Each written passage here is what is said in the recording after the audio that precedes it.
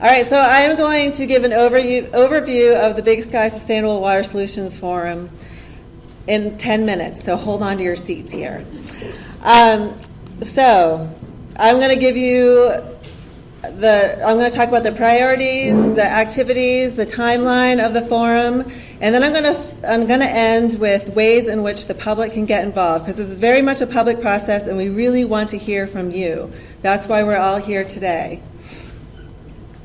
All right, so the Big Sky Sustainable Water Solutions Forum is going to be working on not only issues that we're addressing currently in the watershed, but also issues that we foresee in the future. The issues that we're seeing currently include water quality issues, so some of our streams in our watershed do not meet state water quality standards.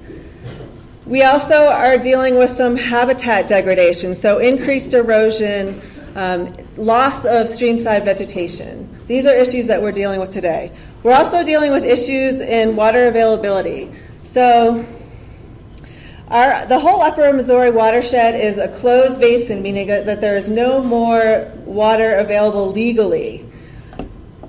We're also dealing with issues with groundwater availability in our own watershed. So our drinking water source is groundwater. Some areas of our watershed have poor water quality because of the complex geology that exists in our watershed. Issues that we see in the future include planning for climate change. So scientists are in general agreement that what we're going to see in the Rocky Mountain West is earlier snowmelt. What earlier snowmelt will do likely is we'll see these decreased stream flows later in the summer and early fall. This decreases in stream flow means higher water temperatures, which will probably be exacerbated by higher temperatures in general. So those higher temperatures are not good for our fisheries or aquatic insects. They increase algae, they deplete the oxygen levels. They also cause proliferation of bacteria and disease, similar to what you saw in the Yellowstone River this past fall. So these are issues we're going to have to grapple with in the future.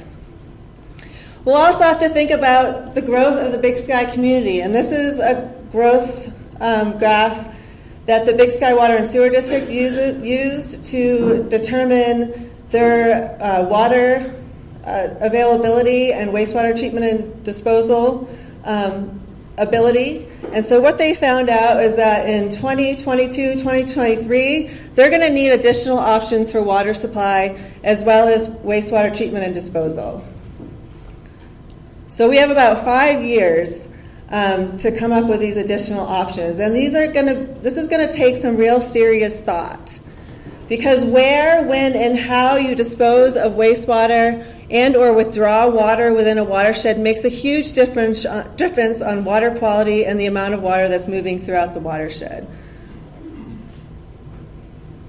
So we have 5 years, and I really see this as an opportunity for proactive management of water resources in our watershed. So I am really, really excited that we've gotten this group together, all of these really smart folks to work on water resource planning in our watershed. And that's essentially what the Big Sky Sustainable Water Solutions Forum will be doing. In addition, we also have fragmented oversight of water resources, another big reason why we need this forum in our area. So our study boundary is a resort tax boundary. That's that red boundary that you see on this map here.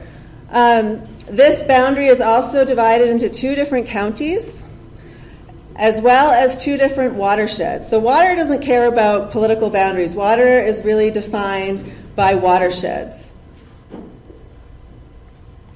In addition, we have multiple different owners managing their own water resources in this boundary. So we have all the different resort areas. We have the Forest Service. We have Montana FWP. So all these different entities are working on watersheds, on water issues in their own boundaries, but no one's really holistically overseeing all of these activities. So this is a really important role that the Big Sky Sustainable Water Solutions Forum will play. So the purpose of the Big Sky Sustainable Water Solutions Forum is to unify all of these entities managing water in their own properties and their surrounding zone of influence. So we're not only concerned with our study area, which is the resort tax boundary that I mentioned earlier, we also need to consider the downstream communities. So the communities in Gallatin Valley as well as Madison Valley, they all depend on the water that comes from the Big Sky area. We are the headwaters. So we need to think about the water that's coming out of our community and making sure there's lots of it and that the water quality is good.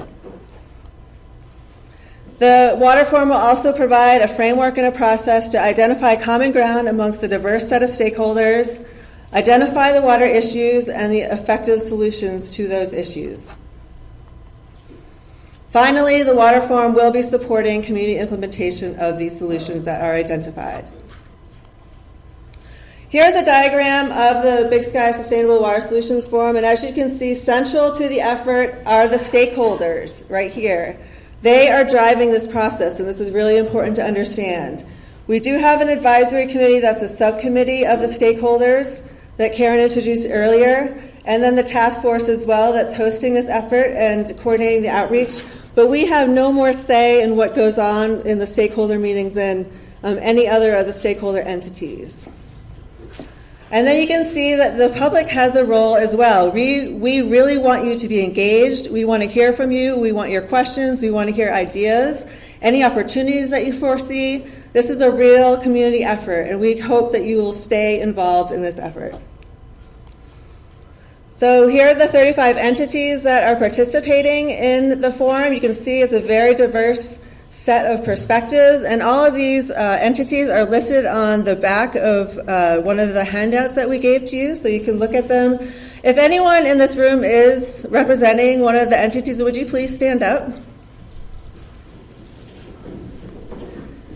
Thank you very much. So please introduce yourself during the networking opportunity.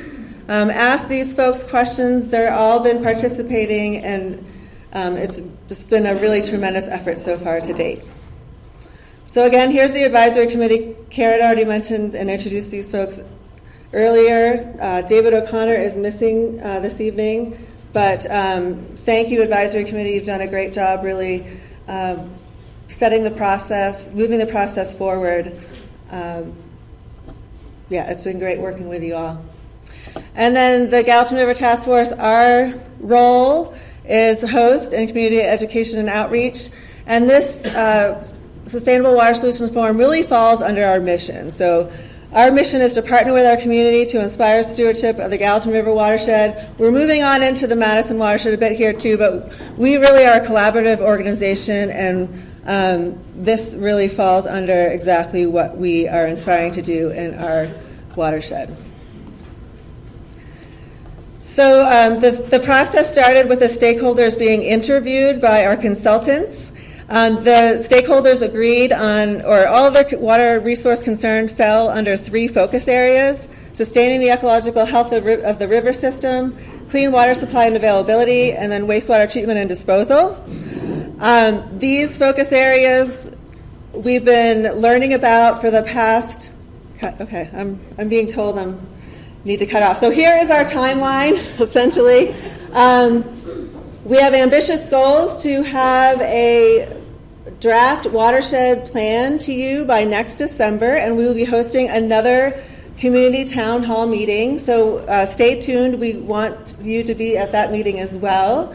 And in the meantime, if you want to be engaged in the process, we have a great project web page on our website, GallatinRiverTaskForce.org. We update that regularly. Sign up for our newsletter. Follow us on social media. We have very active accounts in Facebook, Instagram, and Twitter. Share your ideas, feedbacks, and opportunities, and encourage your friends, neighbors, and colleagues to be involved. We want to hear from our community. So with that, I would just like to thank our sponsors, Big Sky Resort Tax, Madison and Gallatin counties, Big Sky Water and Sewer District, Lone Mountain Land Company, and Yellowstone Club. Thank you for coming again. And I'll hand this over to Bob.